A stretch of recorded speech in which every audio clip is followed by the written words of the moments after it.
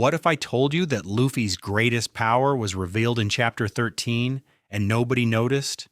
Or that the true identity of Joy Boy has been hidden in plain sight since Skypiea? Or that there's a character who appeared in over 50 chapters before we even knew their real name?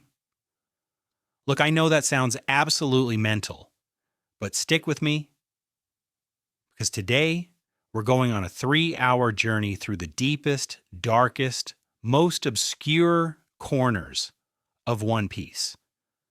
And I promise you, by the end of this, your entire understanding of the series is going to be completely different. Hello, and welcome to what might be the longest video I've ever made. My name is Liam, and we're about to dive into absolutely everything.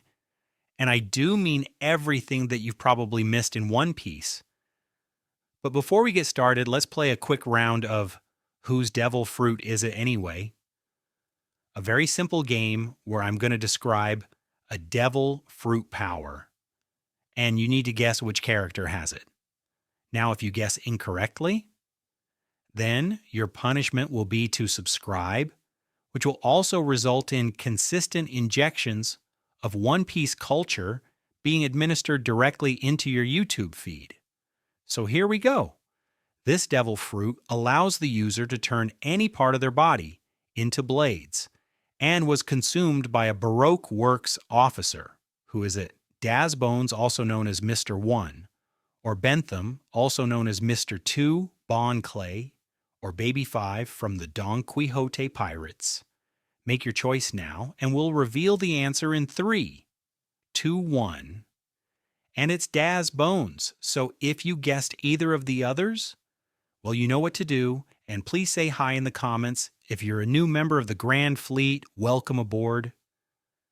Now let's get into this properly, because we're going to start with something that most people completely overlook, which is that Oda has been planting seeds for the final saga since literally Chapter 1. And I'm not talking about Shanks losing his arm or Luffy's dream or any of that obvious stuff. I'm talking about something far more subtle. Let's talk about the Dawn for a second, because if you've been paying any attention at all to recent chapters, you'll know that this concept of Dawn has become absolutely critical to understanding the endgame of One Piece. We've got the Dawn of the world. We've got Joy Boy, who apparently was waiting for the Dawn. We've got the Minks talking about waiting for the Dawn, and Toki's prophecy mentions the Dawn specifically. But here's the thing, that Dawn imagery has been present since the very first chapter of the series. In Chapter 1, we see Luffy setting out from Fuchsia Village. And if you look carefully at the panel composition, Oda draws the sun rising behind Luffy as he begins his journey. Now you might think, well, yeah, obviously it's morning. He's leaving in the morning. What's the big deal? Except that Oda doesn't do anything by accident. The man plans things decades in advance.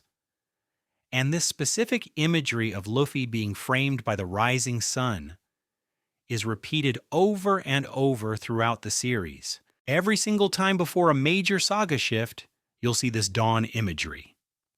But it gets even better. Because in Japanese, the word for dawn is akatsuki, which shares the same kanji as the word for red. And what's Luffy wearing? A red vest. What color is Shanks' hair red? What's the name of the final road poneglyph location, potentially Lodestar, which means guiding star? The thing that appears at dawn, are you seeing the pattern here? Oda has been building toward this concept of bringing the dawn to the world for over 25 years.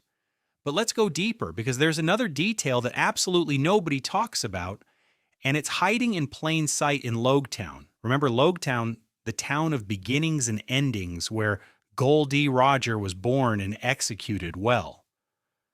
That's not just a thematically appropriate place for Luffy to nearly get executed by Buggy.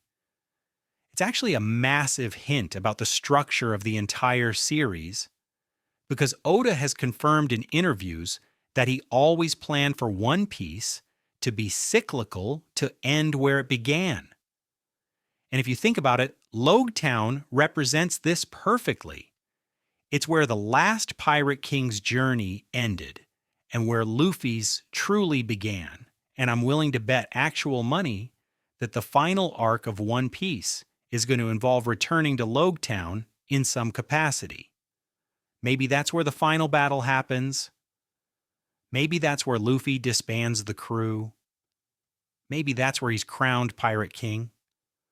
But mark my words, we're coming back to Logtown. And when we do all of this, dawn imagery is going to culminate in Luffy literally bringing the dawn to the world. Now, speaking of things hidden in plain sight, let's talk about the Will of D, because I know what you're thinking. Oh, great, another Will of D theory. We've heard them all before, except have you, though? Because there's one aspect of the D clan that I think gets completely overlooked, and it has to do with Smiling. Stick with me here. This is going somewhere, I promise. So we know that people with the D in their name are called the natural enemies of the gods, right? The celestial dragons are terrified of them, and we've seen multiple D clan members smile at their moment of death. Roger smiled, Ace smiled, Saul smiled, even Rouge smiled while dying. And this has led to the very popular theory that the D is actually a sideways smile, which, sure, okay, that's neat. But I think it goes deeper than that, because let's think about who doesn't smile. Doflamingo, right? The guy who literally had his celestial dragon status revoked is obsessed with forcing people to smile through his smile fruits. See the world government, and by extension, the celestial dragons have created a world where people can't genuinely smile anymore. People in Wano couldn't smile because of Kaido and Orochi. People in Dressrosa couldn't express their true emotions because of sugar people all over the world live in fear and oppression. But the D clan, they smile anyway. They smile in the face of death. They smile when everything seems hopeless, and that's what makes them dangerous. Because a person who can smile despite everything is a person who can't be controlled, and that's why the world government is so terrified of them. It's not just about some ancient kingdom or ancient weapons. It's about the fundamental threat to their system of control. But here's where it gets really interesting, because if you go back and look at Skypiea, and I know everyone always talks about how Skypiea is so important and we should reread it, but seriously, go back and look at it, because the Shandians worship a sun god, right? And what does the sun god do according to their legends? It brings joy and liberation. Sound familiar? And here's the kicker. When Luffy defeats Enel and rings the golden bell, the shape that the sound waves make in the sky is a massive smile, a literal smile in the sky brought about by Luffy, the sun god. Now, at the time, we didn't know Luffy had the Nika fruit. This was like 2003 or whatever. But Oda absolutely knew. Because in that same arc, we see Luffy's silhouette framed against the sun in that iconic panel, and he's literally in the Gear 5th pose. Decades before Gear 5th existed, the man is playing four-dimensional chess while we're all playing checkers. Let's shift gears for a moment, because I want to talk about something that's going to sound completely insane, but I promise I can back this up with evidence. Jewelry Bonnie is one of the most important characters in the entire series, and nobody has been paying nearly enough attention to her. I know that sounds mental because she's a supernova, and she had that whole thing with Kuma, and she's been relevant recently, but I'm talking about something much bigger, because here's what we know about Bonnie. She can manipulate ages, right? She can make herself and others younger or older, and she was captured by the world government after Marineford, and Akainu specifically said she wasn't supposed to be out at sea. Which is a weird thing to say about a pirate, unless there's something special about her. And then we find out she has a connection to Kuma, who is a revolutionary and a former king, and had some kind of deal with Vegapunk. And here's where my brain explodes. what if Bonnie is the key to the entire immortality operation? Think about it. The Op no Mi can grant immortality through the immortality operation, but it costs the user their life, right? Except what if you could make someone immortal without that cost? What if you had someone who could perpetually keep someone young through age manipulation? And we know the world government has been desperately seeking immortality. Because that's the whole reason the Op no Mi is worth 5 billion berries. And we know that Im has been alive for at least 800 years. So how did Im become immortal? Was it the Op no Mi? Or was it something else? And here's my theory. Im has been using Bonnie, or more likely Bonnie's mother or grandmother or some ancestor, with the same power to maintain their immortality for centuries. And Bonnie escaped, and that's why Akainu freaked out. Because if Bonnie is out in the world, then Im's immortality is at risk. And that's why she wasn't supposed to be at sea. It's not because she's a criminal, it's because she's literally essential to keeping the king of the world alive. Now, I know what you're thinking, that's completely speculative. You have no proof, except I kind of do, because in Egghead, we see that Bonnie has been to Marijois. We see that she has a deep connection to Kuma, who was a slave there. We see that she knows things about the world government that she absolutely shouldn't know. And most importantly, we see that Saturn specifically is interested in her not just as a captured pirate, but as something he needs to control. And speaking of Saturn, let's talk about the Gorosei for a second, because these 5 old dudes have been sitting in Marie-Joie, doing apparently nothing for the entire series. Right? Wrong. Absolutely wrong. Because if you go back and read carefully, the Gorosei have been actively manipulating events the entire time. Think about it. Who ordered the Buster Call on Ohara? The Gorosei who decided that Luffy's Gomu no Mi was actually the Nika fruit and changed the name the Gorosei, who has been giving orders to the Cypher Paul agencies. The Gorosei, these aren't figureheads. These are the people actively running the world. And here's what's terrifying. They're all Zoan users.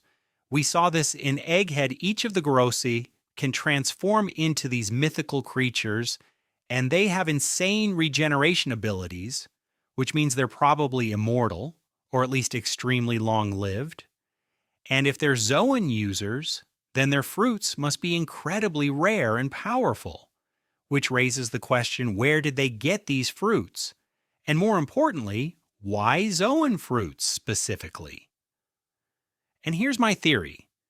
It's because Zoan fruits are the only type that have a will of their own. Remember what we learned about awakened Zoans back in Impel Down? They're basically mindless beasts, right? But what if that's not a bug? What if that's a feature? What if the Gorosei specifically chose Zoan fruits? Because the fruits themselves can take over if needed. What if Im has some kind of power that lets them control Zoan users? And the Gorosei are basically Im's puppets, wearing the skin of these powerful, mythical beasts. And that would explain why they all seem to act in perfect unison, why they all have the same goals, why none of them ever seem to disagree. Because they're not really 5 separate people, they're extensions of Im's will. And speaking of Im, let's talk about the elephant in the room. Or should I say the butterfly, because have you noticed Im's eyes? They have these weird circular patterns in them that look almost exactly like the eyes we've seen on certain other characters, specifically Mihawk and Zunesha. Now with Mihawk, people just assume it's an aesthetic choice because he's supposed to look like a hawk or whatever, but Zunesha is an elephant. Zunesha doesn't have hawk eyes, so why do they have the same eye pattern as Im unless it means something? And here's what I think it means. I think those eyes indicate someone who has been touched by the Op no Mi's immortality operation. Because think about it. We know the operation grants immortality. We know it's been around for centuries. We know the world government desperately wants it. What if multiple people throughout history have received it? What if gave it to certain key figures to maintain control over the world? My hawk could be hundreds of years old. For all we know, Zunesha was definitely given an immortality of sorts, considering it's been walking for over 1,000 years as punishment. And what if that punishment was administered by someone who used the Ope Ope no Mi to make Zunesha immortal so it could walk forever? Let's pivot to something completely different for a moment, because I want to talk about Rox D. Xebec, and why he's probably the most important character we've never actually seen. Think about what we know about Rox. He formed a crew of the most dangerous pirates in the world, including Whitebeard, Big Mom, and Kaido. He attacked the celestial dragons at God Valley. He was defeated by Garp and Roger working together, and then his existence was basically erased from history.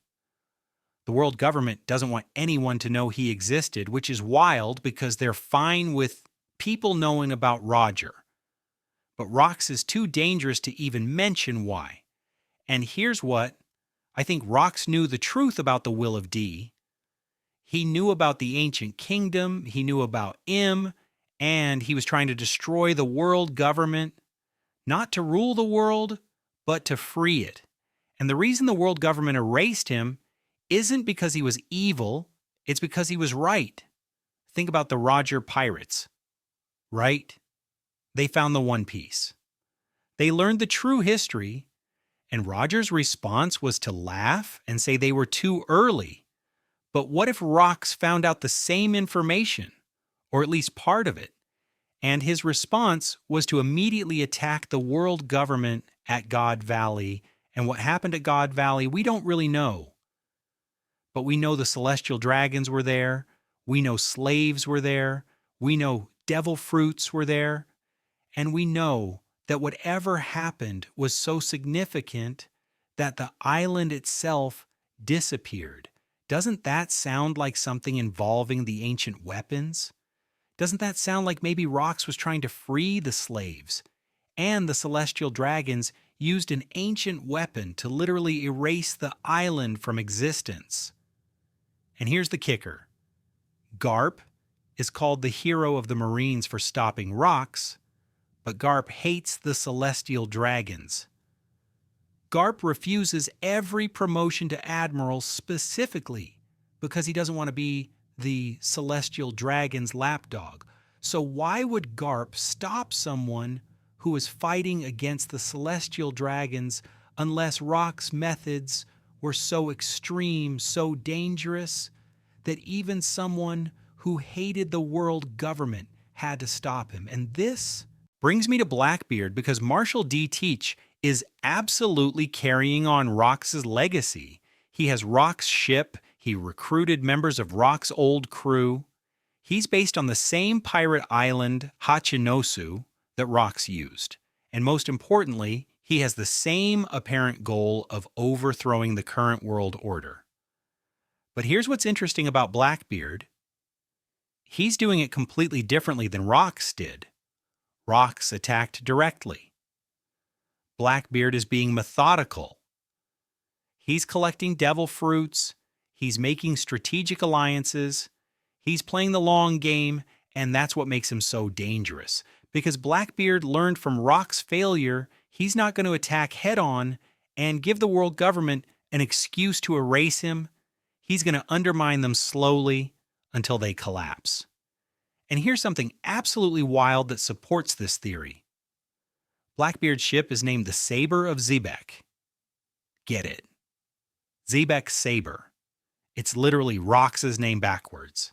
And on that ship, Blackbeard has been collecting history, poneglyphs, poneglyphs information about ancient weapons. He's not just trying to find one piece. He's trying to finish what Rox started.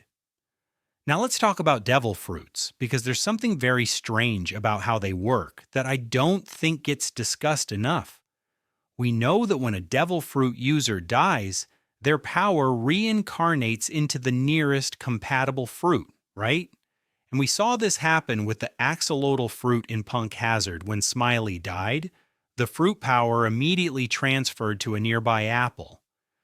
But here's the question: how does the fruit know which fruit to go into?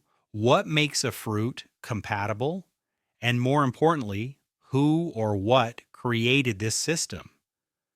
Because devil fruits aren't natural. They can't be natural. There's no evolutionary pressure that would create a fruit that gives you superpowers but makes you unable to swim.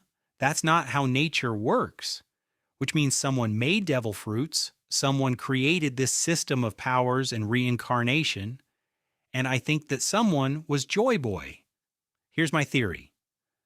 The ancient kingdom that Joy Boy was from had incredibly advanced technology, right? We've seen this with the ancient weapons with Pluton and Poseidon and Uranus. We know they had the ability to create things that we would consider almost godlike in their power.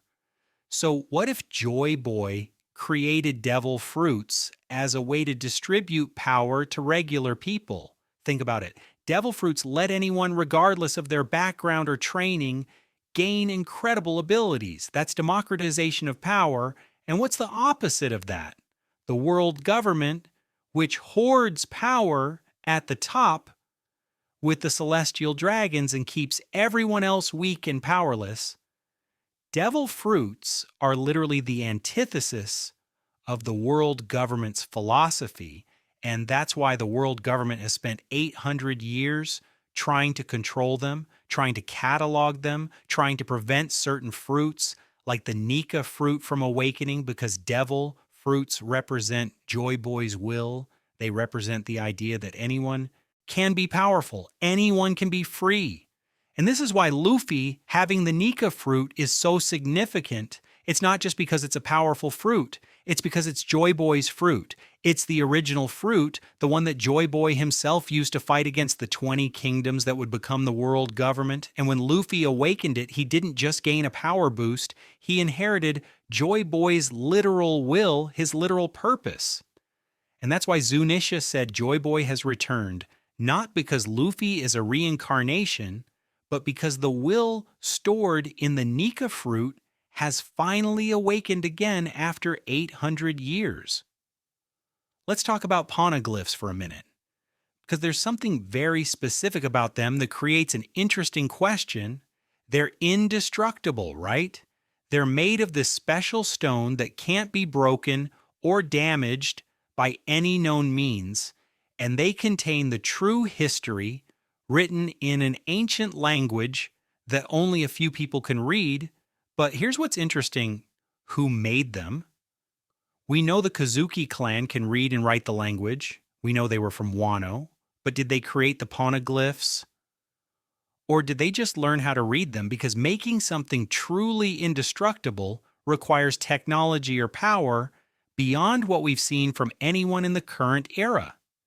Even Vegapunk, with all his advanced science, hasn't figured out how to replicate poneglyph material, so whoever made them had access to something beyond modern science. And here's where it gets interesting.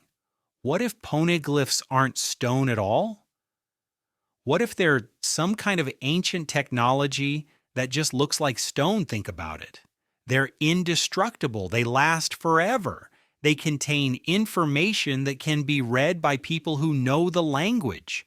What if they're actually some kind of data storage device created by the ancient kingdom?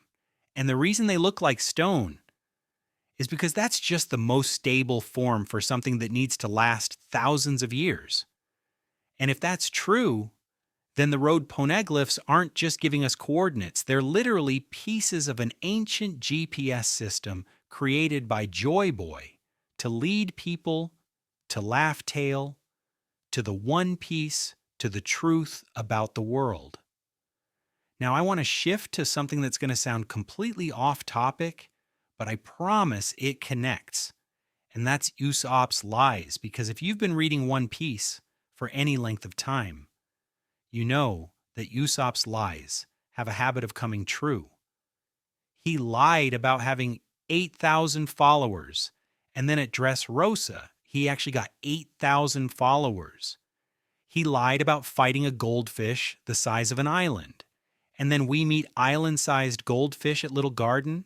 He lied about a dragon. And then we meet a dragon at Punk Hazard. The man's lies consistently become reality. And at first you think, okay, that's just a funny gag. Oda likes to do callbacks, but what if it's not? What if Usopp has some kind of latent observation haki that lets him see the future without realizing it? We know observation haki can be used to see the future. Katakuri does it. Luffy learned to do it. What if Usopp has been unconsciously using future sight this whole time? And that's why his lies come true. They're not lies, they're prophecies. He's seeing fragments of the future and interpreting them as tall tales because he doesn't understand what he's experiencing. And this would make Usopp insanely important going forward, because if he can actually see the future even unconsciously, then his dream of becoming a brave warrior of the sea isn't just about courage, it's about learning to trust his visions, learning to understand that what he sees is real, and becoming the person who can guide the crew through the final war because he's the only one who can see what's coming. And speaking of seeing what's coming, let's talk about Shanks, because that man is suspicious as hell. I know he's supposed to be this cool, honorable pirate that Luffy looks up to. But the more we learn about Shanks, the more questions I have. Like, why can he just walk into Marijois and have a private meeting with the Grosei? Why do the Grosei take him seriously? Why does he talk about a certain pirate like he has insider information about what's happening in the world? And most importantly, why did he steal the Nika fruit and then just leave it in a random bar in the weakest sea in the world? That makes no sense if the Nika fruit is so important that the world government changed its name to hide it. Why would Shanks steal it from a world government ship and then just leave it sitting in a bar in Fuchsia Village for anyone to eat unless that's exactly what he wanted to happen? Unless Shanks knew that Luffy specifically needed to eat that fruit. Here's my theory. Shanks is working with the Revolutionary Army, or at least he's working toward the same goal of overthrowing the world government. And he knew that someone needed to inherit Joy Boy's will. Someone needed to awaken the Nika fruit and start the war that would bring down the celestial dragons. And for whatever reason, he determined that Luffy was that person. Maybe because of Luffy's D name, maybe because of Luffy's personality, maybe because Shanks saw something in Luffy that reminded him of Roger. But whatever the reason, Shanks deliberately set up a situation where Luffy would eat the Nika fruit, and then he sacrificed his arm to traumatize Luffy, just enough to make him serious about becoming strong, to make him understand that being a pirate isn't just fun. And games, it's dangerous, and you need to be willing to sacrifice everything, and it worked. Luffy spent his entire life working to become strong enough to return Shanks's hat to him, which meant becoming strong enough to awaken the Nika fruit.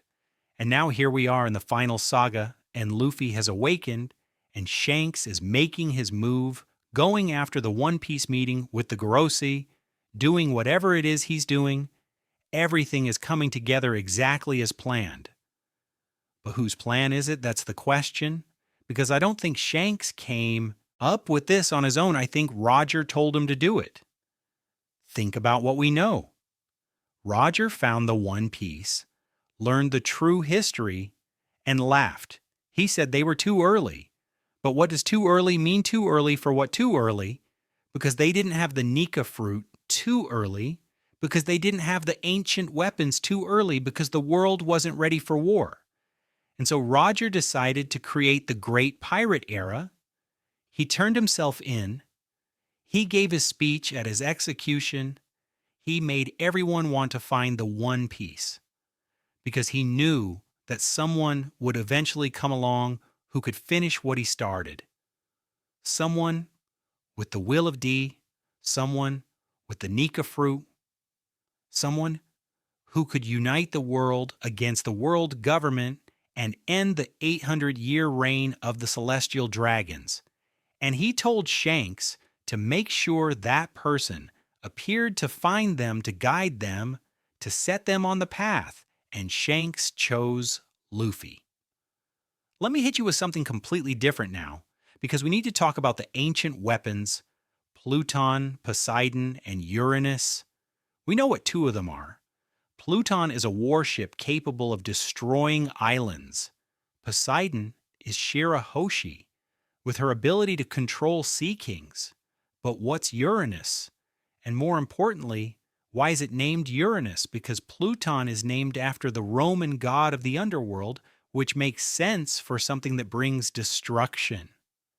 Poseidon is named after the god of the sea, which makes sense for something that controls sea kings. But Uranus is named after the god of the sky, which means it should be something that either flies or controls the sky.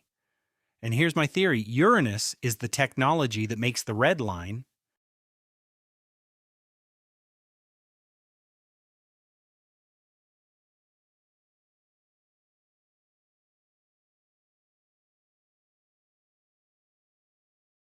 Think about it. The red line is this massive continent that circles the entire world perpendicular to the Grand Line, and it shouldn't exist. There's no geological process that would create something like that. It's not a mountain range. It's not an island chain. It's a perfectly positioned wall that divides the world into 4 seas and keeps everyone separated. And we know that the ancient kingdom fell 800 years ago, right around the time that the world government was formed. So what if the 20 kingdoms that defeated the ancient kingdom used Uranus to create the red line? What if they literally reshaped the world to make it easier to control, to keep people separated and prevent them from uniting against the celestial dragons? And that's why Fishman Island is in such a precarious position. It's directly underneath Mariejwa, because when the red line was created, it trapped them down there. And that's why Madame Charlie's prediction that Luffy will destroy Fishman Island is actually a good thing, because when Luffy destroys the red line using Pluton or whatever method he's going to use, Fishman Island will be free. They'll be able to live on the surface. The sun will shine on Fishman Island, fulfilling the promise that Joy Boy made to them 800 years ago. And this brings us to the all blue, because if the red line gets destroyed, then all the seas will connect. The North Blue, South Blue, East Blue, and West Blue will all merge into one ocean, the all blue. And that's why Sanji's dream is so important. It's not just a random goal. It's tied directly to the end game of the series. When the red line falls, the all blue will be created and Sanji will have achieved his dream. And every other Straw Hat's dream is the same. They're all connected to destroying the world government. Luffy becoming Pirate King means overthrowing the current world order. Zoro becoming the world's greatest swordsman means surpassing Mihawk, who is likely connected to the world government. Somehow Nami mapping the world can only happen once the red line is gone and the seas are united. Robin finding the true history means exposing what the world government has been hiding. Chopper creating a cure. All medicine would undermine the world government's control over healthcare. Frankie's dream of sailing his ship around the world requires the red line to fall. Brook reuniting with Laboon can only happen once the calm belt and red line aren't separating them. Every single dream requires the same thing, the destruction of the current world order. Now let's get into some really obscure stuff, because I want to talk about cover stories and why they're more important than anyone realizes. Oda uses cover stories to tell side stories about what's happening in the world, while the main story is focused on the Straw Hats. And if you skip the cover stories, you're missing massive amounts of critical information. For example, Gadatsu's cover story, where he ends up in the blues and digs up a hot spring, seems completely random, except that he accidentally discovers a path to an underground cavern system that connects to Fishman Island, which is information that becomes relevant later, or Caribou's cover story, where he gets captured by the Revolutionary Army and potentially tells them about Poseidon's identity, which could have massive ramifications going forward. The cover stories aren't filler. They're parallel plot lines that Oda doesn't have time to fit into the main story, but are absolutely essential to understanding the full picture of what's happening in the world. And one cover story that I think is criminally underrated is Enel's Space Adventures. I know that sounds insane. We're talking about One Piece, not a sci-fi series, but hear me out. Because Enel goes to the moon and discovers ancient ruins. They're ruins from the ancient kingdom. And he finds robots and murals showing people with wings traveling from the moon to the planet below. Which means the Sky People, the Shandians, Birkins, and Skypieans originally came from the moon. They're descendants of an ancient civilization that left the moon and came to the planet. And this has enormous implications because if the ancient kingdom had space travel technology, then they were far more advanced than we've been led to believe. And it raises the question, what else could they do? If they could travel to the moon, could they create devil fruits? Could they build weapons capable of destroying islands? Could they reshape continents? And the answer is probably yes, which means the ancient kingdom was insanely powerful. And the fact that the 20 kingdoms managed to defeat them means they had help. And that help was probably one of the ancient weapons used against its own creators, a betrayal from within. Let's talk about Vegapunk for a moment, because that man discovered something that made him say the world is going to sink, and then he started preparing by creating cloud technology to let islands float. Think about what that means. Vegapunk knows the world is going to sink. Not might sink, will sink, which means it's not a natural disaster.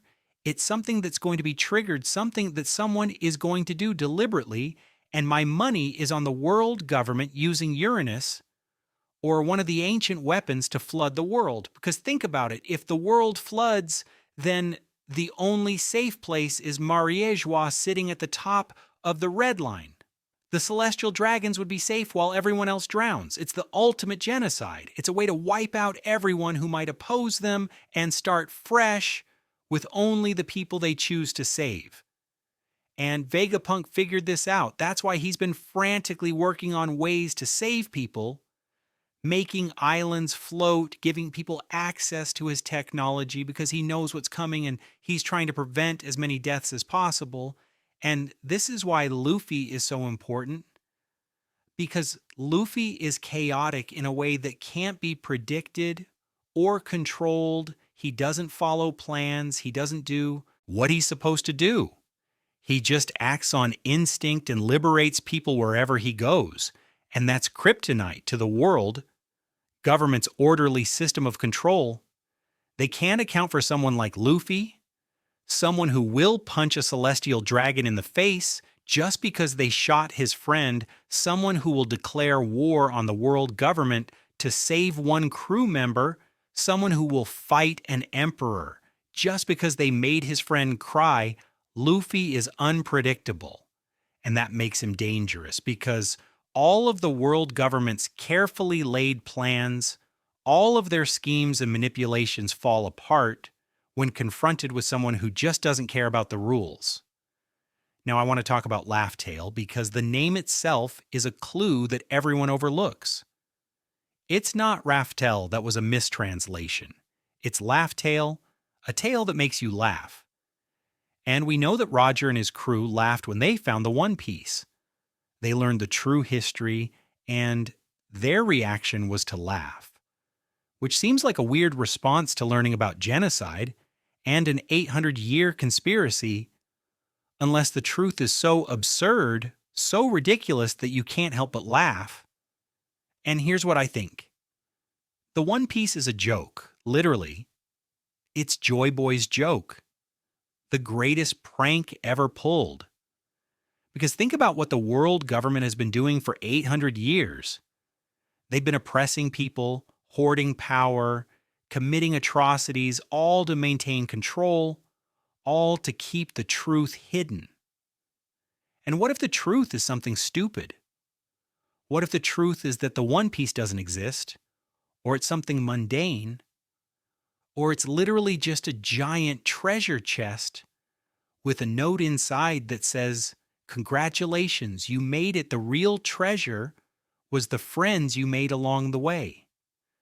And Roger laughed because he realized that the world government has been doing all of this evil for 800 years to hide something that doesn't matter. And the only way to defeat them is to reveal the truth, make everyone laugh at how ridiculous it all is, and undermine their authority by exposing them as fools. But there's another possibility, which is that the One Piece is evidence. That the world used to be different, evidence. That the Red Line didn't always exist. Evidence that there was no Grand Line, no calm belts, no division of the world into 4 seas. Evidence that Joy Boy's kingdom created a paradise where everyone was equal and free, and the world government destroyed it, murdered millions of people, erased history, rewrote reality, all to maintain their power. And when Roger saw this evidence, he laughed because he realized that everything the world government built is a lie. It's all built on a foundation of murder and deception. And it's so fragile that just revealing the truth will cause it to collapse. And that's why Roger said they were too early, because he didn't have a way to spread the truth to everyone at once. He couldn't reach the whole world. But Luffy can, because Luffy has been making allies everywhere. He's been inspiring people, changing countries, liberating kingdoms, and when he reaches Laugh Tale, when he learns the truth, he'll have the platform to tell everyone, and that's when the final war will begin. Let's talk about Blackbeard's body, because there's something seriously wrong with him. And it's not just that he has 2 devil fruits, although that's part of it. Think about what we know. Blackbeard doesn't sleep. Marco mentioned that he's never seen him sleep. Not that he doesn't sleep much, but that he never sleeps, which is impossible for a human being. Humans need sleep or they die. So either Blackbeard isn't human, or there's something about his body that's fundamentally different. And then there's the fact that he can have 2 devil fruits, which should be impossible. The prevailing theory is that he has multiple hearts or multiple souls or something. But what if it's simpler than that? What if Blackbeard is 3 people, literally 3 consciousnesses, sharing one body, which would explain the skull and crossbones on his Jolly Roger? It has 3 skulls, not 1. And it would explain why he doesn't sleep, because one consciousness is always awake while the others rest. And it would explain how he can have multiple devil fruits, because each consciousness can hold 1 fruit. But how did this happen? And here's where I go. Full tinfoil hat mode. What if Blackbeard's situation is the result of a failed experiment by Rox D. Zebek? What if Rox was trying to find a way to make himself stronger, to give himself multiple devil fruit powers, and he experimented on a young Marshall D. Teach and somehow managed to split Teach's consciousness into 3 separate entities trapped in one body, and when Rox died at God Valley, Blackbeard was freed, but he was fundamentally broken, 3 people in one body, unable to sleep, unable to live a normal life, and that trauma, that fundamental wrongness is what drives him. Now he's trying to accumulate power, trying to become strong enough that nobody can ever do that to him again, and he's willing to do anything to achieve it, betray Whitebeard, kill his own crew members, plunge the world into chaos. Because from his perspective, he's already dead. He's already been destroyed. All that's left is to take everything he can before the end. And this makes his rivalry with Luffy even more interesting, because they're opposites in every way. Luffy is about freedom. Blackbeard is about control. Luffy makes friends everywhere. Blackbeard betrays everyone. Luffy's power, the Nika fruit, is about bringing joy and liberation. Blackbeard's darkness fruit is about consuming and destroying. They're two sides of the same coin, both carriers of the will of D, both pursuing their dreams with absolute conviction, but going about it in completely opposite ways. And when they finally clash in the final saga, it won't just be a fight between two pirates. It'll be a clash of philosophies, a battle to determine what the will of D actually means. Now let's pivot to something completely different, because I want to talk about the Marines, and specifically about how they're going to fall apart. I know the Marines are supposed to be this monolithic organization that enforces the world government's will, but the cracks are already showing. Fujitora openly defied the world government during Dressrosa. Smoker has been questioning orders since Alabasta Garp refused to become an admiral, specifically because he didn't want to be a celestial dragon lapdog.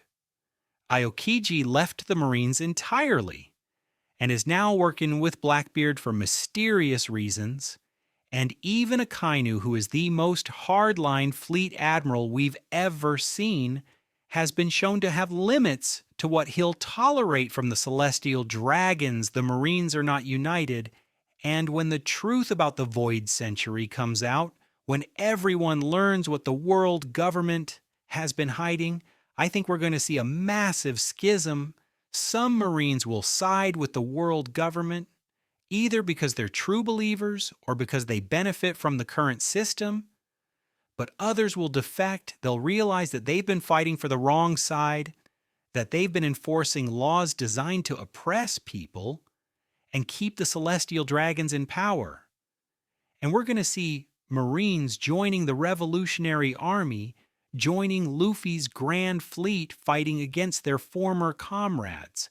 And this is going to be devastating for the world, because the Marines are the only thing maintaining order in the current system. Without them, piracy will explode. Territories will fall into chaos. Warlords will run rampant. It'll be anarchy. And that's going to force people to choose sides. Are you with the world government and the old order, or are you with the revolutionaries and the new world? And there won't be a middle ground. You'll have to pick. And I think we're already seeing the setup for this with Kobe and Helmeppo, because they represent the next generation of Marines, and they're both good people who genuinely want to help people. But they're starting to realize that the system they serve is corrupt. Kobe especially has been put in situations where he's had to question orders, had to think about what justice really means. And I think by the end of the series, Kobe is going to be the one who reforms the Marines, who turns them from an organization that serves the celestial dragons into an organization that actually protects people. And that's why his dream is to become an admiral, not because he wants power, but because he wants to change the system from within. And Luffy is going to help him do it, because that's what Luffy does. He inspires people to chase their dreams, even if those dreams are incompatible with his own. Let's talk about Crocodile for a second, because that man is hiding something big. And I'm not talking about the conspiracy theory that he used to be a woman, although that's fun too. I'm talking about why he wanted Pluton so badly back in Alabasta. Everyone assumes it was just because he wanted power, wanted to create a military nation and take over the world.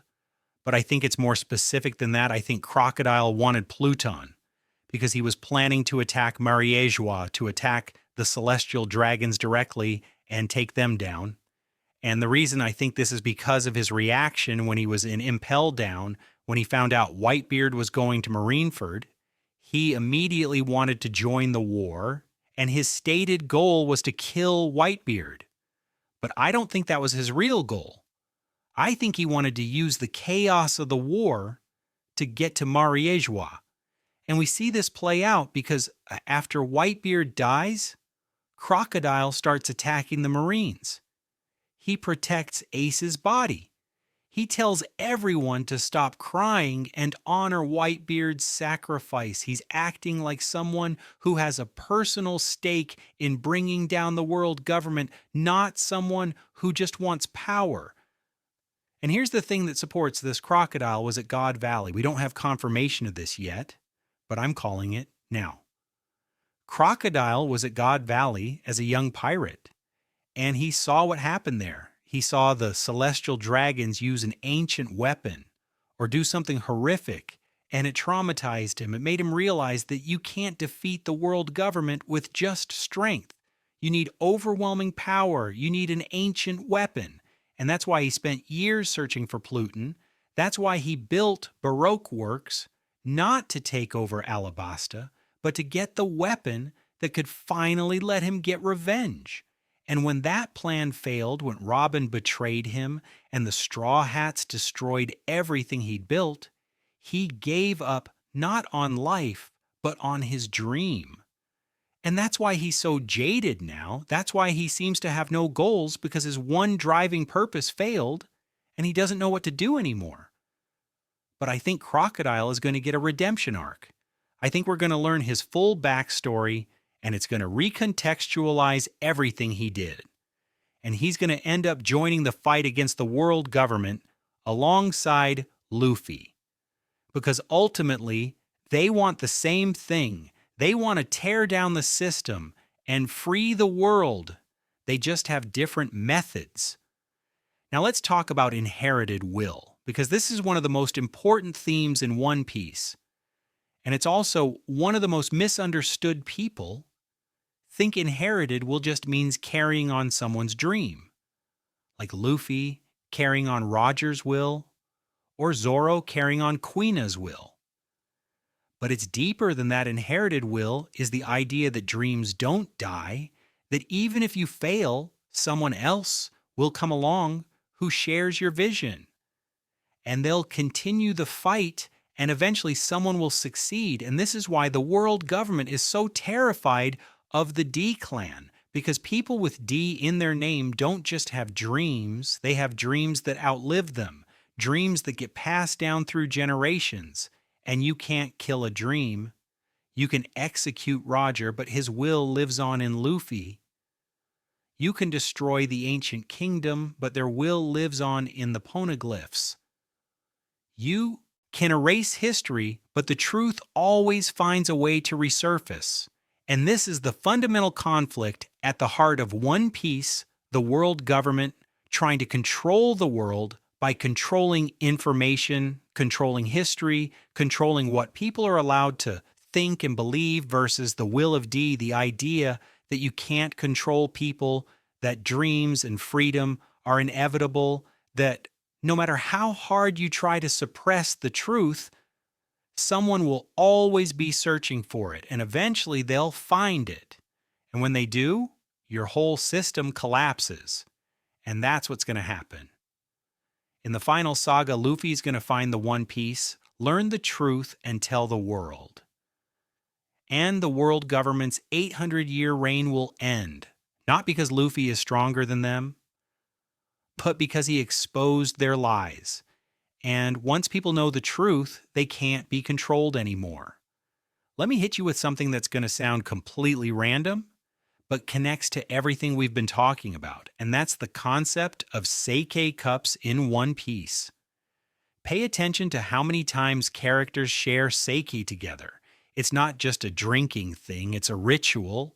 It's how you form bonds, how you make promises, how you pledge your loyalty. And we see this with Luffy, Ace, and Sabo sharing sake cups when they become brothers. We see it with the Straw Hats after Eni's lobby. We see it with Whitebeard and his sons. We see it constantly. And here's why it's important. Because in Japanese culture, sharing sake is sacred. It's a way of saying we're family now, we're bound together, our fates are intertwined, and in one piece. That's literal when characters share sake. Their wills become connected, they become part of each other's stories.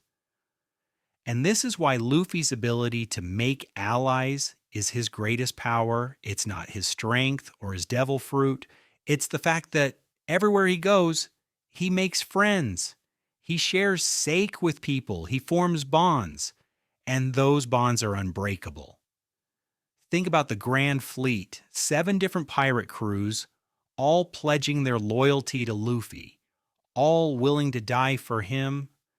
Not because he forced them, but because he helped them, because he gave them freedom, and they're grateful.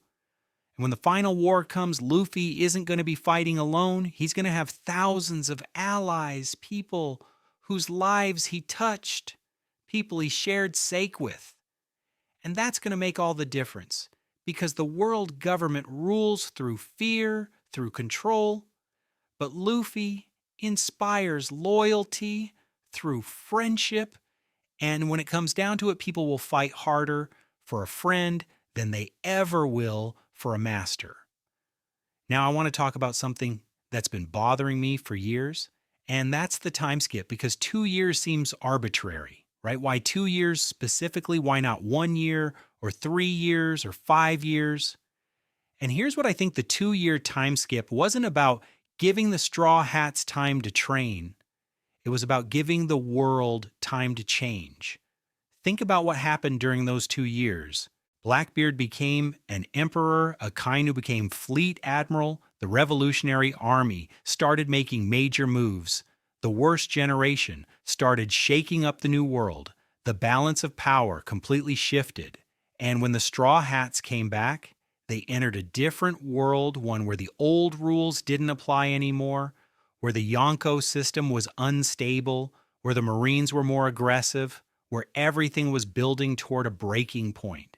And I think this was deliberate on Oda's part. He needed to accelerate the timeline, get all the pieces in position for the final saga, but he couldn't do that with the Straw Hats present because they're chaos incarnate wherever they go. Things happen, so he had to remove them from the board for 2 years. Let everything else develop, and then bring them back. And suddenly, everything starts moving at breakneck speed. Punk Hazard, Dressrosa, Whole Cake Island, Wano, Egghead, arc after arc after arc, with no breaks, because we're in the end game. Now, everything that was set up during the time skip is paying off, and it's only going to get more intense from here. Let's talk about Gear 5 for a minute, because I know it's controversial. Some people love it, some people hate it, but regardless of how you feel about the aesthetic, you have to admit, it recontextualizes Luffy's entire journey. Because think about it, Luffy has been using the Nika fruit this whole time.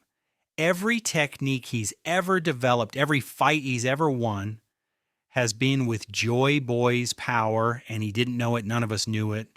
We all thought he was just a rubber boy who trained really hard. But no, he's had one of the most powerful devil fruits in existence the whole time. And the world government knew, they knew he had the Nika fruit, and they were trying to capture him, trying to kill him, trying to prevent him from awakening, and they failed. And here's what makes Gear 5 so thematically perfect.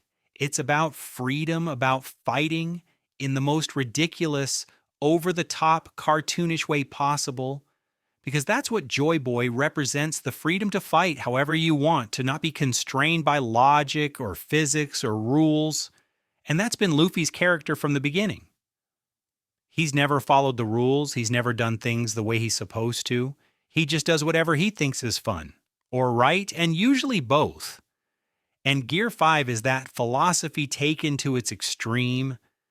It's Luffy fighting with pure imagination, turning everything into a cartoon. Because why not? Because it's fun. Because he can. And this is why Luffy is going to win in the end, not because he's the strongest, although he's definitely up there, but because he represents an idea that can't be defeated, the idea that you should be free to pursue your dreams, to live how you want to fight for what you believe in. And that idea, once it takes root in people's minds, can't be removed. The world government can kill Luffy. They could execute him just like they executed Roger, but it won't matter because his will, his dream will live on in everyone he inspired, and they'll continue the fight.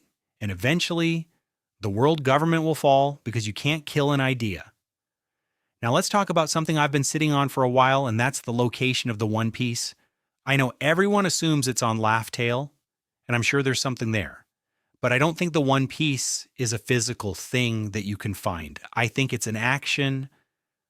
I think the One Piece is what happens when you connect all four seas into one, when you destroy the red line and create the all blue, when you fulfill all the dreams of the original Joy Boy and his crew. And that's why Roger laughed, because he realized that he couldn't claim the One Piece. He found the treasure, he found the evidence.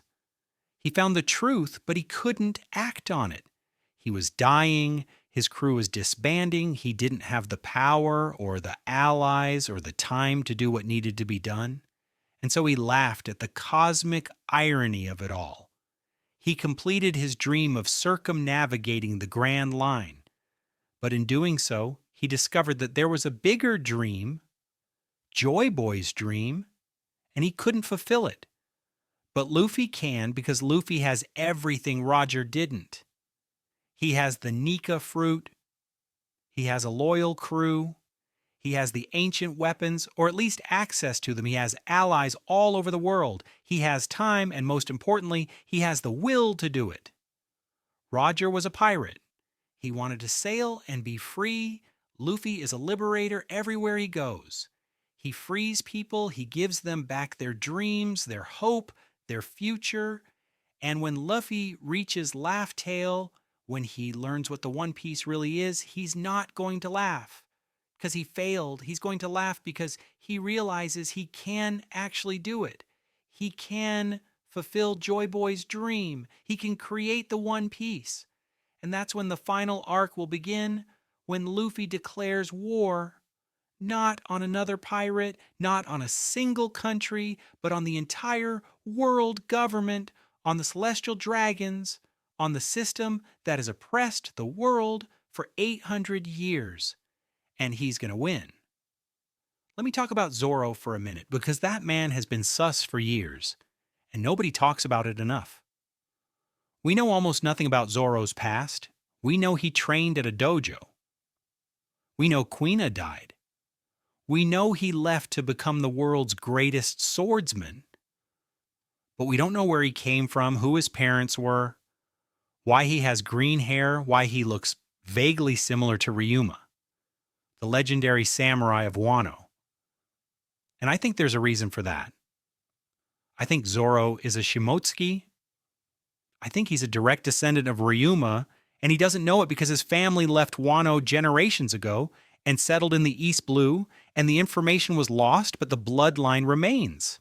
And here's why this matters, because if Zoro is a Shimotsuki, then he has a legitimate claim to Shusui, the legendary blade of Ryuma, which he had to give back to Wano. And more importantly, he has a connection to Wano's history, to the samurai who once protected Joy Boy, to the alliance between the ancient kingdom and Wano. And when Zoro eventually learns this, when he discovers his heritage, it's going to reframe his entire character arc, because his dream of becoming the world's greatest swordsman isn't just about personal strength. It's about honoring his ancestors, about proving that the Shimotsuki bloodline still produces the strongest swords. And that's going to be important in the final war, because Zoro isn't just going to be Luffy's right-hand man. He's going to be the symbolic bridge between the old world and the new, between the samurai of Wano and the pirates of the new generation. And speaking of Zoro, let's talk about his sense of direction, because yes, it's a running gag. Yes, it's funny. But what if there's more to it? What if Zoro's terrible sense of direction is actually the result of his observation haki being broken? Think about it. Observation haki lets you sense people's presence, lets you predict their movements. Some people can even see the future, but Zoro can't do any of that, or at least he can't do it reliably. And what if that's because his observation haki is inverted? Instead of sensing where things are, it senses where they aren't. And that's why he always gets lost, because his haki is telling him the wrong direction and he hasn't figured out how to compensate for it yet. But what if he learns to control it? What if Zoro figures out how to use his inverted observation haki and suddenly he can do things nobody else can? He can sense voids in space. He can find hidden passages. He can detect when someone is using invisibility or illusion powers. Because his haki isn't detecting their presence, it's detecting the absence of everything else. And that would make him insanely powerful in the final saga, because the world government definitely has people with illusion powers, with stealth abilities, with ways to hide. And Zoro would be able to counter all of them just by being himself. Just by having this quirk that we've been laughing at for 25 years turn out to be a secret weapon. Let's shift to Nami, because she's got mysteries too. Specifically her obsession with money and her ability to predict weather, which shouldn't be possible. She can sense changes in the weather that meteorological equipment can't detect. She knew a cyclone was coming at Alabasta. When everyone else thought the sky was clear, she navigated through the insane weather of the New World without any trouble. And the question is, how does she do this? And I think it's because Nami has some kind of innate connection to weather. Maybe it's a form of observation haki specifically tuned to atmospheric conditions, or maybe it's something else. Maybe it's related to her bloodline, because we don't know anything about Nami's birth parents. We know she was found as a baby by Bellamere, but where did she come from? And here's a wild theory. What if Nami is from a sky island? What if her birth parents were Skypieans or Birkins, and they sent her down to the Blue Sea for some reason, maybe to protect her, maybe as part of some prophecy, and that's why she has this natural affinity for weather, because sky people live in the clouds. They have to understand weather to survive, and Nami inherited that ability. And if that's true, then Nami's dream of mapping the entire world takes on new meaning, because she's not just mapping the Blue Sea. She's going to map the Sky Islands too. She's going to connect the world above and the world below and create a unified map of everything. And that's going to be essential for the final war, because armies need navigation, need maps, need someone who can predict the weather and guide them through impossible conditions. And that's going to be Nami's role. She's going to be the one who makes victory possible by making sure everyone can reach the battlefield. Now let's talk about Robin and the fact that she's definitely hiding something. Because think about her behavior during Wano. She was strangely calm when they learned about the road poneglyphs. She wasn't surprised when they found out about Joy Boy. She's been acting like she already knows more than she's saying. And I think it's because she does. I think Robin found additional information somewhere, maybe in Alabasta, maybe in O'Hara's books, maybe somewhere else. And she's been keeping it secret because she doesn't want to worry the crew, or because she's waiting for the right time to reveal it. But whatever it is, it's big. And it's going to come out during the final saga. And here's what I think Robin knows. I think she knows what the Will of D means. I think she found out during the time skip when she was with the Revolutionary Army, because Dragon definitely knows he's a D himself. He's been fighting the world government his whole life. There's no way he doesn't know. And I think he told Robin, and she's been sitting on this information, waiting for Luffy to be ready to hear it, because the truth about the D clan is probably devastating. It's probably going to fundamentally change how Luffy sees himself, and Robin doesn't want to burden him with that until it's absolutely necessary, until they're at Laugh Tale and there's no turning back. Let's talk about Frankie and his dream of building a ship that can sail around the world, because that seems straightforward enough. Except think about what sailing around the world actually means in One Piece. It means crossing the Grand Line. It means surviving the Calm Belt. It means potentially going through the Red Line or over it. And the Thousand Sunny, as impressive as it is, probably can't do all of that, not yet. But what if Frankie upgrades it? What if he uses Vegapunk's technology? What if he incorporates Pluton's design?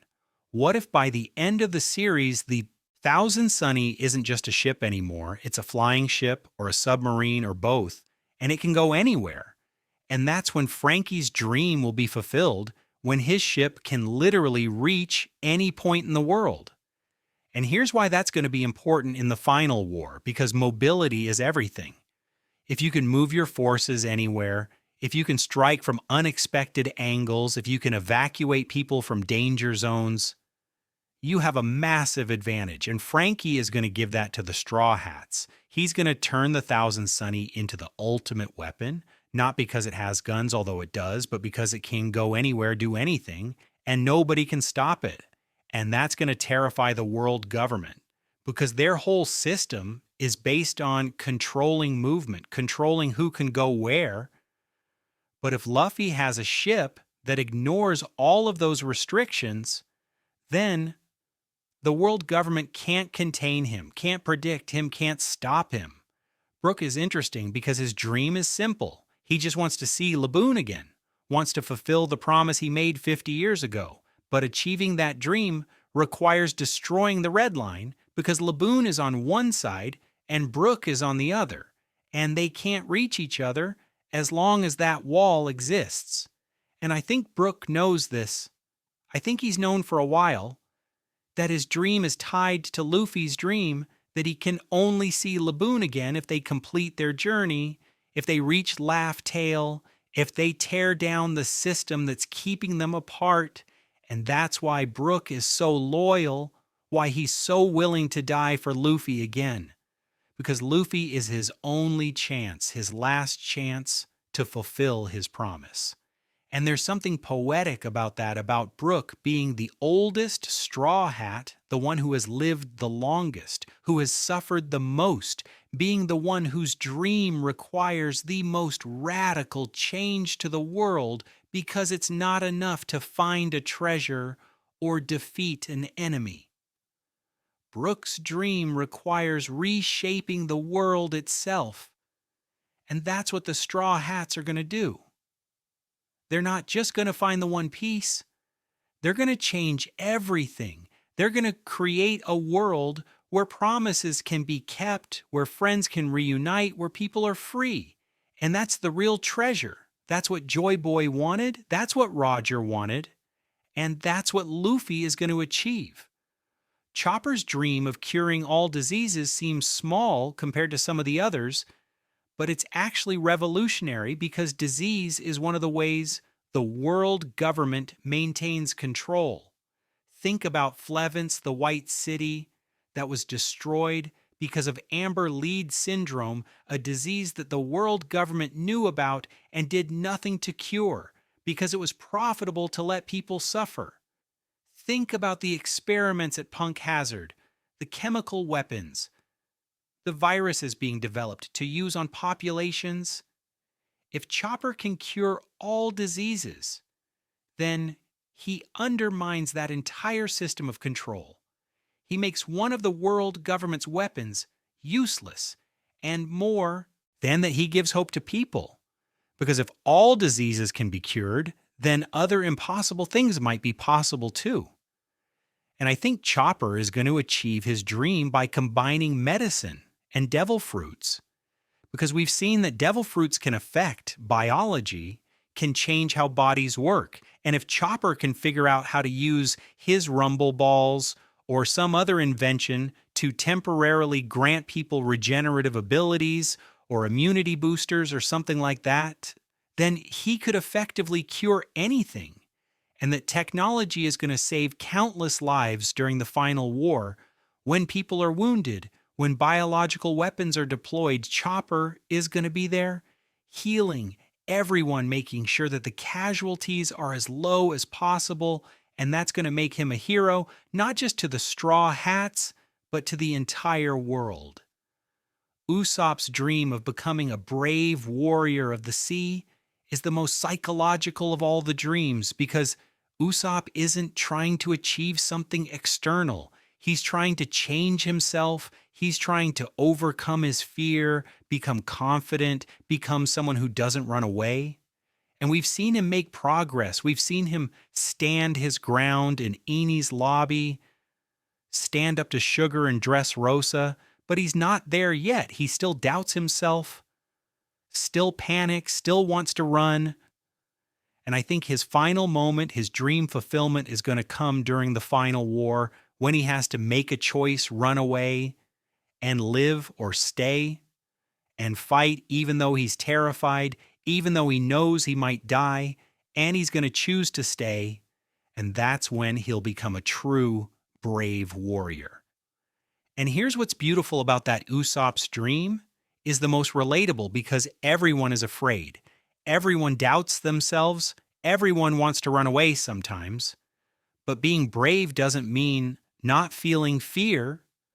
It means feeling fear and doing the right thing anyway.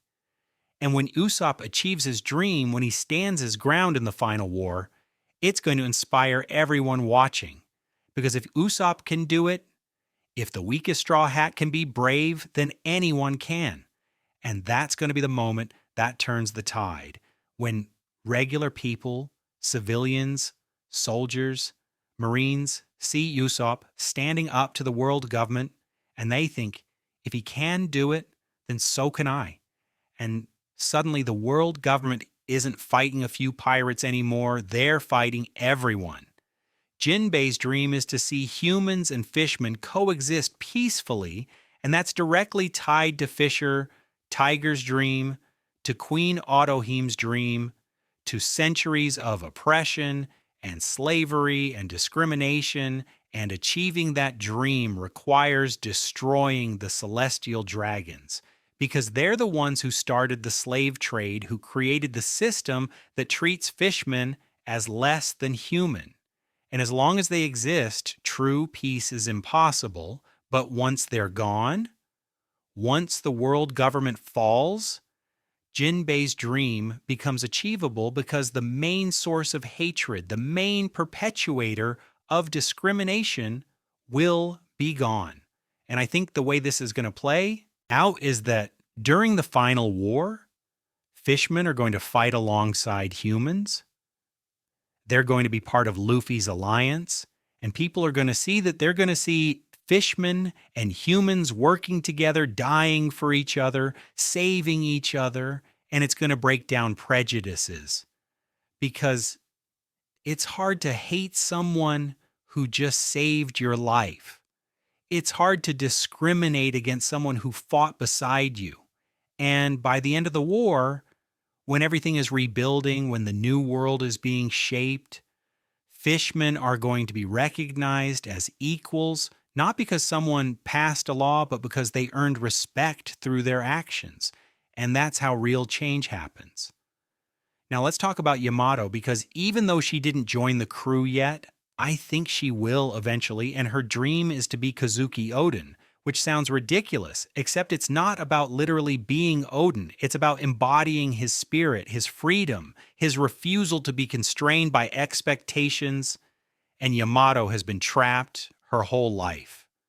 Trapped on Onigashima, trapped by her father, trapped by her gender expectations, trapped by the legacy of being Kaido's child.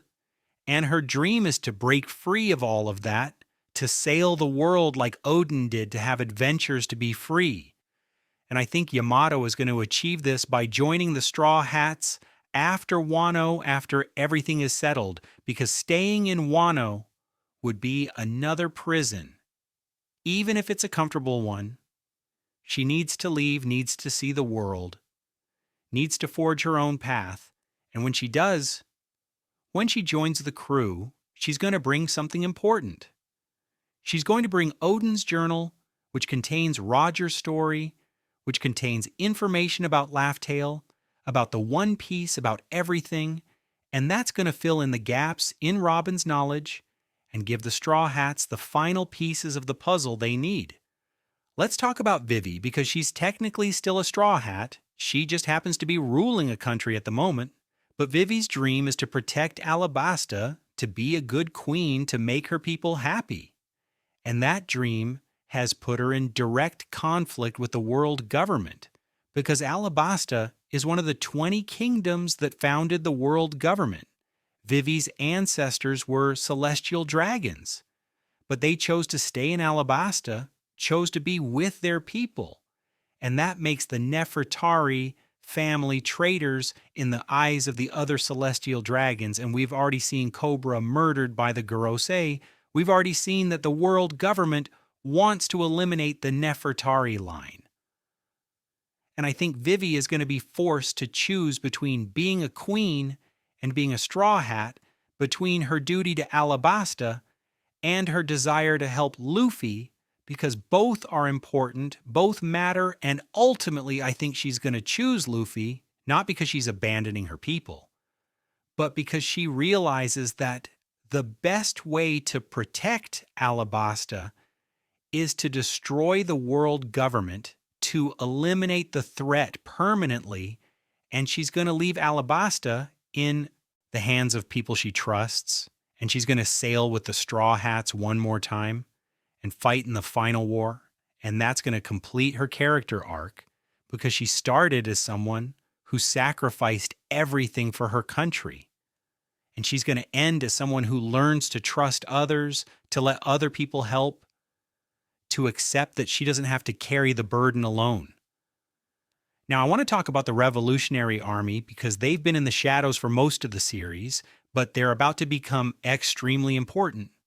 Dragon hasn't made his move yet. He's been planning, preparing, gathering forces, but he hasn't struck. And the question is, what's he waiting for? And I think the answer is he's waiting for Luffy to reach Laugh Tale to reveal the truth, because Dragon knows that you can't defeat the world government with military force alone. You need to undermine their legitimacy. You need to turn public opinion against them. And the only way to do that is to reveal what they've been hiding. So Dragon has been setting up a network. He's been recruiting. He's been positioning forces all over the world. And when Luffy finally broadcasts the truth, when he tells everyone what happened during the Void Century, Dragon is going to strike.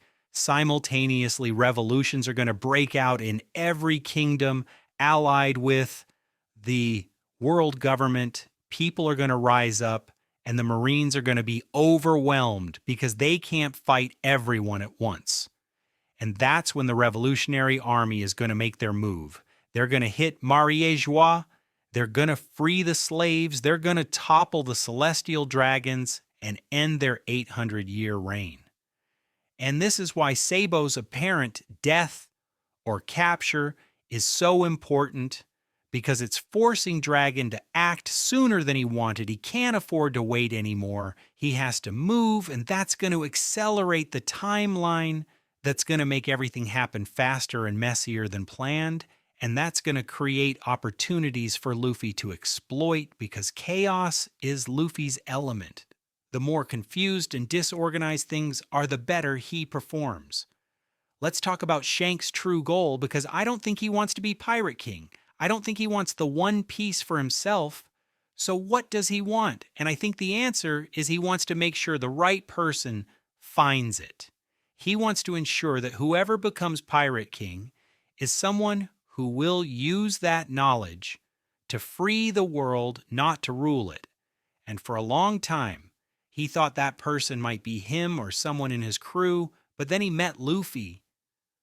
And he saw something in Luffy that changed his mind. He saw someone who embodied Joy Boy's spirit completely, someone who was naturally free, who inspired others, who couldn't be controlled or corrupted. And so Shanks bet everything on Luffy. He gave him the hat. He sacrificed his arm. He set Luffy on the path to becoming Pirate King. And now he's running interference. He's keeping the other emperors in check. He's dealing with threats that would derail Luffy's journey. He's making sure that when Luffy reaches Laugh Tale, nothing stands in his way. And I think Shanks knows he's going to die. I think he knows that his role is to clear the path and then step aside.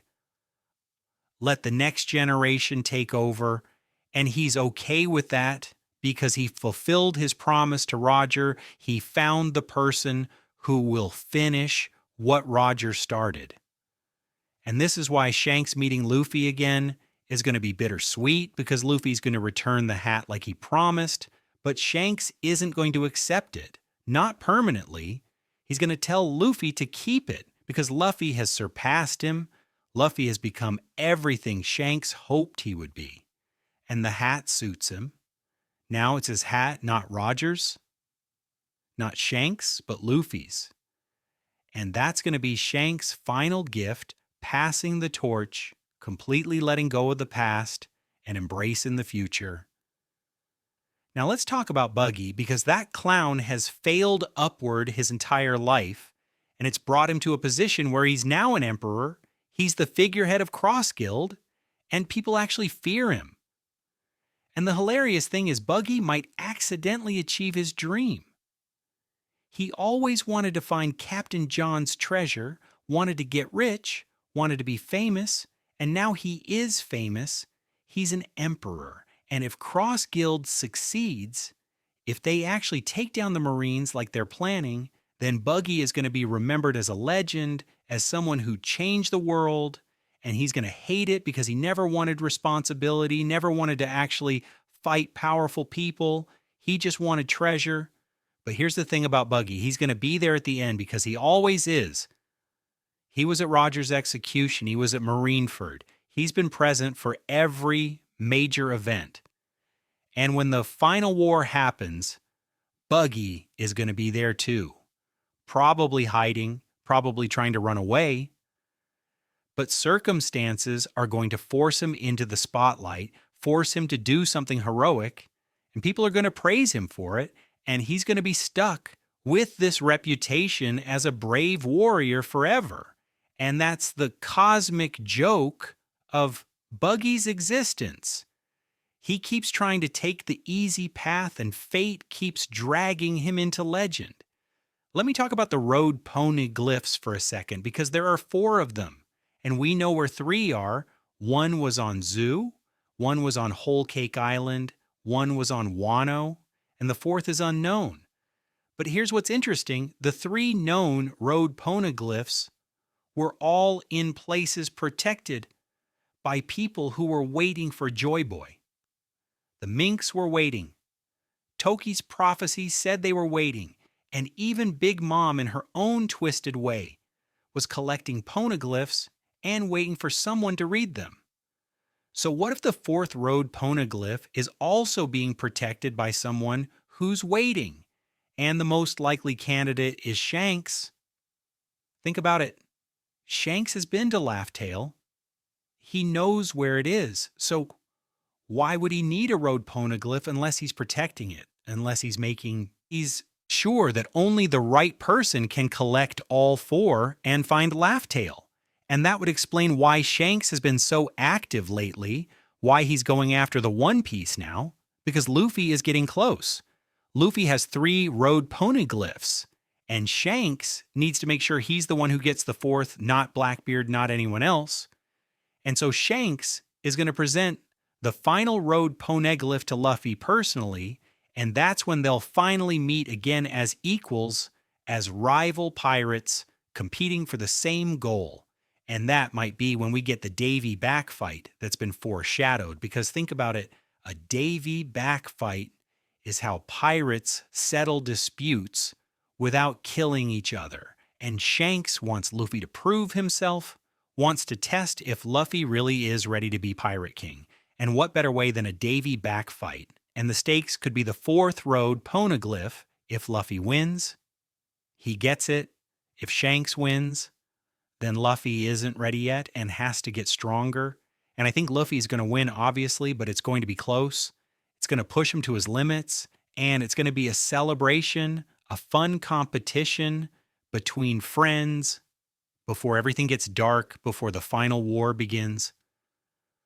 Now let's talk about what's going to happen when Luffy reaches Laugh Tale, because I don't think it's going to be what anyone expects.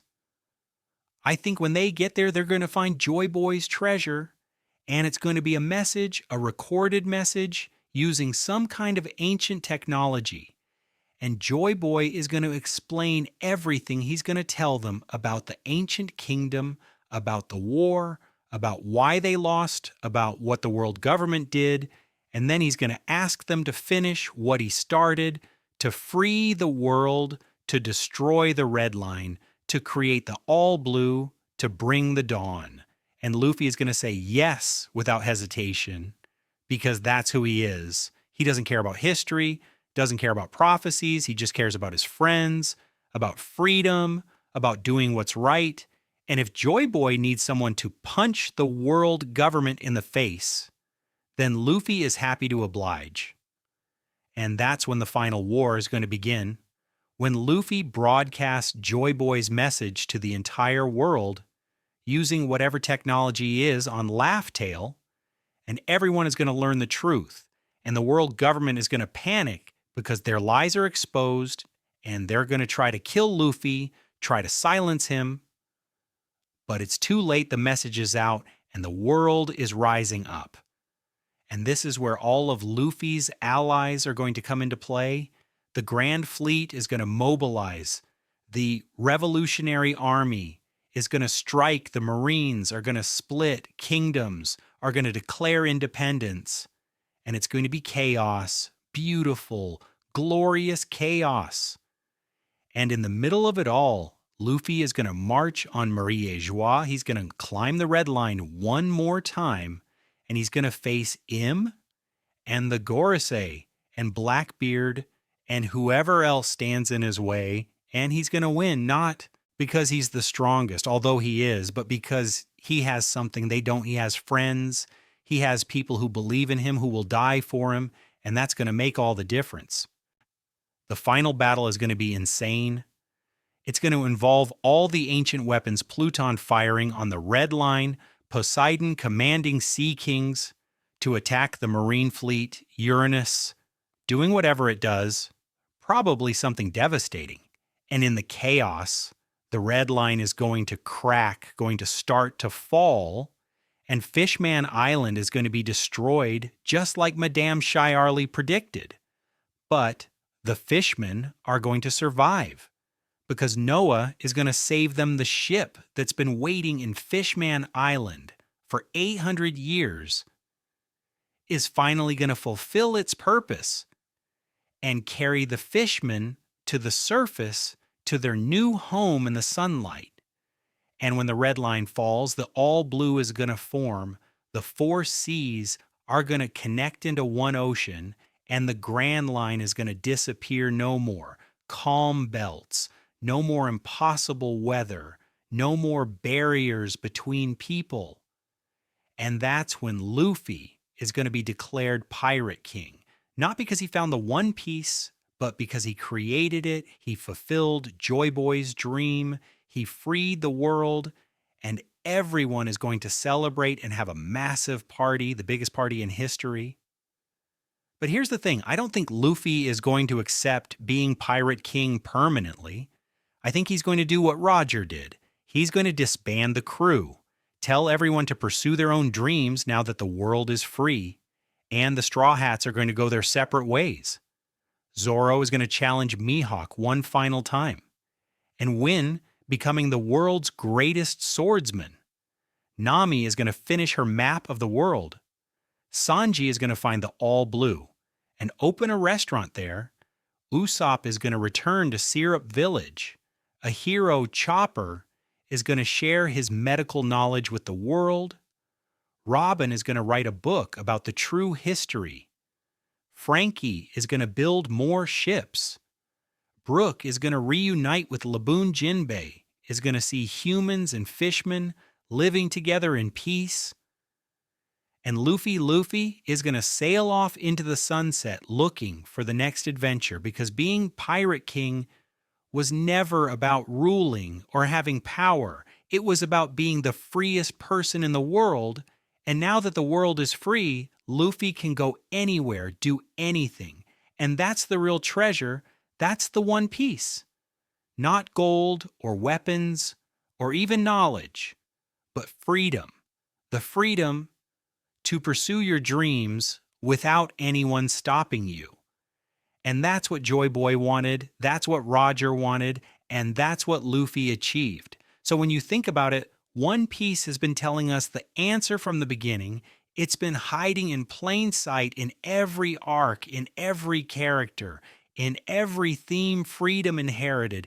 Will the importance of dreams. These aren't just nice ideas. They're the foundation of everything.